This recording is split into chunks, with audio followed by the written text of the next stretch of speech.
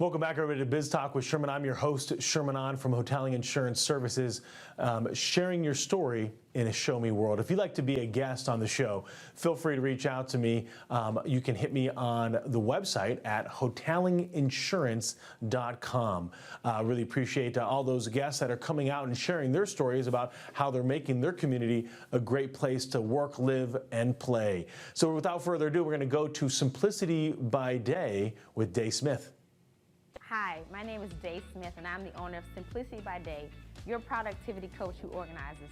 Thank you, Sherman Business Talk, for having me on today to talk all things productivity and organizing. So many clients, they come to me and they ask, okay, I want to get organized, but how do I do it? Whether it's physical organizing in their offices, with their teams, or digital organizing. So today we're going to dive into both so you can have a system to know how to get organized. So let's talk about physical clutter. Physical clutter can take over your office and even your home. And physical clutter causes mental clutter. So many times clients feel that they can't get through the day because their desks are cluttered, they can't find files that they need, they can't even get out of the house. And so physical clutter impacts your mental clutter as well because you don't feel productive, you feel like you're overwhelmed, and once you clear that clutter, it's like a weight has been lifted off of you and now you can seize the day.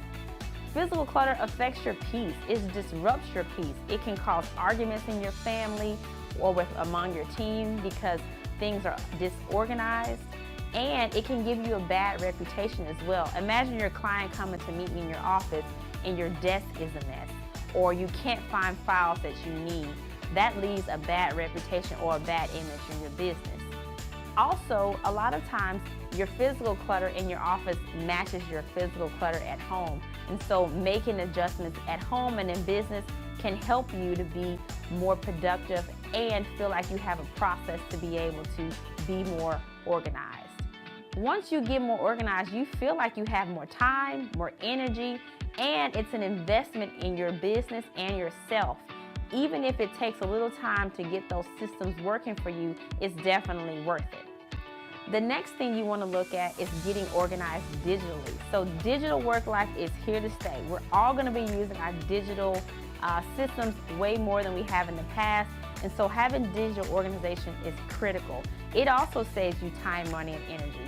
And the key to digital organization is having a system in place, something that's going to help you build a foundation so that moving forward, things are in order without it, sometimes you even having to think about it. And the way to do that is using technology to your advantage, finding systems that automate things for you and help you to be more organized digitally. So let's talk about physical clutter and how you can get that desk organized, that home organized, so that you don't feel overwhelmed. A lot of times people are wanting to get organized, but they just don't know where to start. Well, I'll tell you how to start and how to finish. The first step in getting physically organized is clearing the clutter. Clearing the clutter helps you to see your space and see what you have and what you don't have or what you don't need in that space. It helps you to really get an idea of the amount of clutter that you've accumulated, and it's a very humbling experience as well. But you have to be able to take that step and move things out of the way to see your space for what it is. Once you've done that, you want to assess and allocate. You want to look at everything you have and assess, does it need to be here? Where should it be instead? And then you want to allocate. So if you're organizing your office, you want to allocate certain areas and categorize. You want to put like things with like things. You want to put your client files together, your tax files together, your marketing items together in an area so that when it's time to organize, you now know what you have and what things you need, which takes me to the next step, repurpose and redesign. So this is looking at the items you can bring in to redesign your space so you can be more organized. That could be buying bins, baskets, file cabinets, a shelving system, maybe getting a new desk set up. These are things that's going to help you to be organized, and you're going to now take the things you've allocated and assessed and put those in those organizing systems. that is the last step, decorganizing. A lot of times we have a certain decor or a certain culture in our office. We want to make sure we incorporate that when we organize, because that helps you to be more motivated to keep it organized. So what I just explained to you was the simple card process. We talked about 4 steps that will help you to be more organized so that you can live a better business life and home life as well. So let's dive into digital clutter, because again, digital work life is here to stay. There will forever be Zoom calls and virtual meetings now and moving forward. So we have to learn how to be more organized digitally. So a lot of times clients, business owners really struggle with email management or organizing their digital files because they have a Dropbox and they have a Google Drive and they have another system that they've thrown their files in, and now they can't find them, and they spend too much time looking for it. So the system that we use to digitally organize ourselves as business owners is the A4 process. So that's 4 steps as well that you can follow to be more organized digitally. The first step is addressing the clutter. Where is the clutter coming from? Is it your email? Is it in your Dropbox? Finding the systems that you currently use that have caused issues and challenges with clutter. That could be your CRM, that could be in your scheduling system, that could be an Excel spreadsheet that you created that is just cluttered and has no organization. So finding that is addressing the clutter. The next thing you do is assessing and allocating. Similar to physical organizing, you're going to look at what files do you have and what categories do you need. So if you have files in Excel that has clients, you obviously need a client file. If you have a box sitting in your office with marketing tools, or you have a folder on your desktop, your computer desktop that has marketing tools or some weird names on it, you want to categorize all of those files into one folder.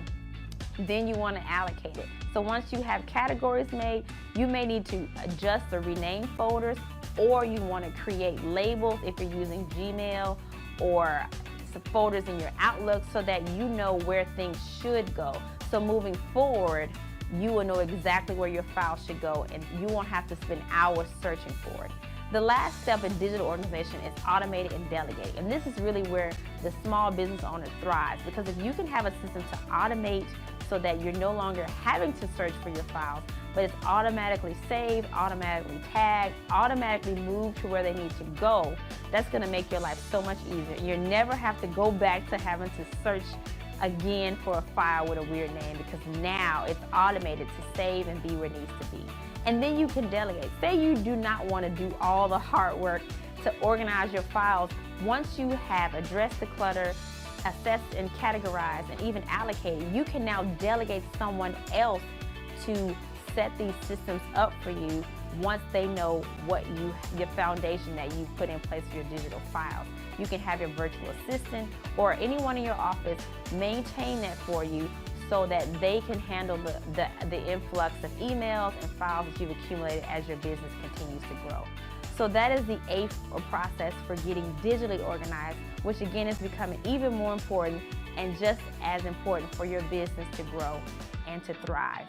If you want to know more about how to get physically and digitally organized using the simple card process or the A4 process, feel free to reach out to me. You can call or text me at 281-609-9986. You can also visit my website at Simplicity by Day, or you can follow me on Instagram at Simplicity by Day. Thank you again. I am Day Smith with Simplicity by Day, your productivity coach who organizes. Well, that's a great segment. Thank you so much for that wonderful tips, Day.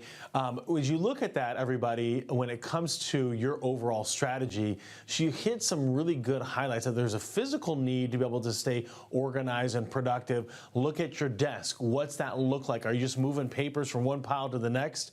Or look at your phone. Are there certain apps on there that are making you not as productive? Or is there a lot of functionality in that phone that you're not tapping into? I think a lot of people can get much more organized by being able to have some different strategies that might not take too much skill to be able to learn and master and make you much more productive. Remember, we have 86,400 seconds every single day. The difference between those that are successful and those that are productive are just using that exact same amount of seconds in a much more efficient way.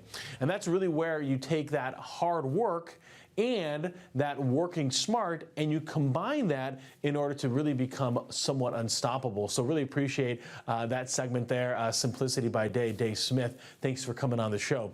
We're going to take a quick commercial break, folks, and come back with Patria Leone, Health for Your Wealth.